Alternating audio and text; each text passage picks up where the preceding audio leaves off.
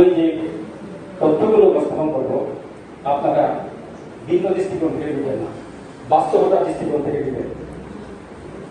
আমরা আজকে এখানে হারিয়ে যাওয়া আমাদের যে উপজাতি বলি, আদিবাসী বলি, ক্ষুদ্র নৃগোষ্ঠী বলি, এই নৃগোষ্ঠীগুলো বা এই জনগোষ্ঠীগুলো হারিয়ে যাওয়া বিষয়বস্তুগুলি আমরা গবেষণার জন্য আমরা তৎপর হয়েছি। কিন্তু আমরা যদি আরেকটু পিছনে তাকাই, এই জনগোষ্ঠীগুলো যে হারিয়ে যাচ্ছে সেখান থেকে যদি আমরা একটু গভীরভাবে চিন্তা করি, আমরা যদি দেশে না থাকি, আমাদের অস্তিত্ব যদি এখানে দেশে না থাকে, তাহলে সেই আমাদের হারিয়ে যাওয়া বাদ্যযন্ত্র, হারিয়ে যাওয়া আমাদের পোশাক পরিচ্ছদ কোনো মূল্য আছে? আপনার কাছে প্রশ্ন হইল। আমরা এক সময়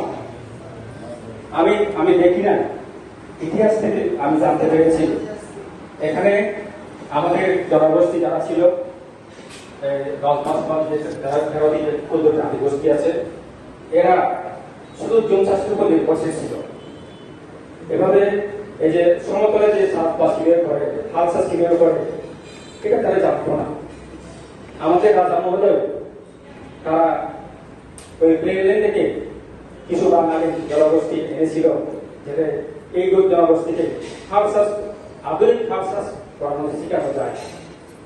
আমরা আমাদের বাপ দাদার আগে আমি আমার সময়ও দেখেছি ধান কাটতেও জানতো, বাঙালিরা এসে ধান কাটা শেখাইত।